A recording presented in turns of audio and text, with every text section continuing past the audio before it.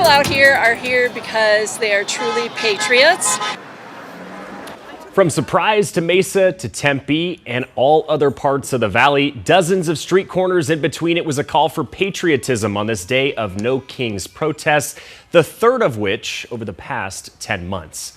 Thanks so much for joining us for 12 News at 6 o'clock. I'm Sean Rice. No Kings organizers across Arizona are reporting the highest numbers in this new round of demonstrations against the Trump administration. At the Surprise Civic Center, an estimated 3,500 people showed up this morning to use their voice. That city is at the center of a debate, you may remember it, over immigration tactics after the Department of Homeland Security purchased a warehouse back in January for the purpose of housing undocumented migrants. Let's take you to North Glendale, where several hundred protesters lined blocks on street corners both sides of a busy intersection near 59th Avenue and Bell.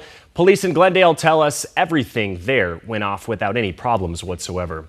Now we'll take you to the East Valley in Tempe, a scene out of Hollywood as several protesters used the message of The Handmaid's Tale to voice support for women's rights. Protesters marched over the Cole Park Bridge there, including many Arizona State University students.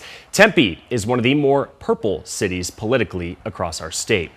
And this was the scene here at Camelback and Scottsdale Road, where organizers say the roughly 4,000 people in attendance was 1,000 people more than back in October of last year. They voiced frustrations on many topics, ranging from the U.S. war in Iran to President Trump's pardons of political allies. As another protest wrapped up late this afternoon in downtown Phoenix, 12 News journalist Joe Dana tells us why the federal courthouse was a fitting backdrop. It's the Trump administration's clash with the federal courts that many protesters here say is testing democracy. We are in the middle of a hostile authoritarian takeover. Phoenix area Congresswoman Yasmin Ansari, one of many leading the rally after returning Friday night from Washington, where she voted against a Republican ICE funding proposal. Since ICE began holding migrants without chance for bond who have no criminal record, more than 400 federal judges have ruled against ICE. On the other hand, 41 judges have backed ICE's new interpretation of immigration detention law.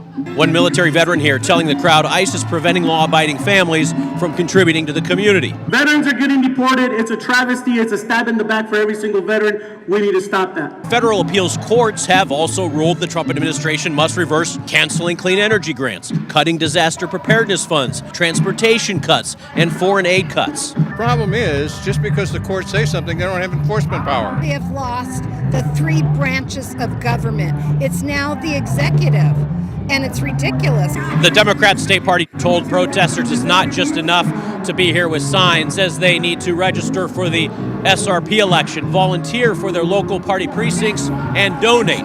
Joe Dana, 12 News.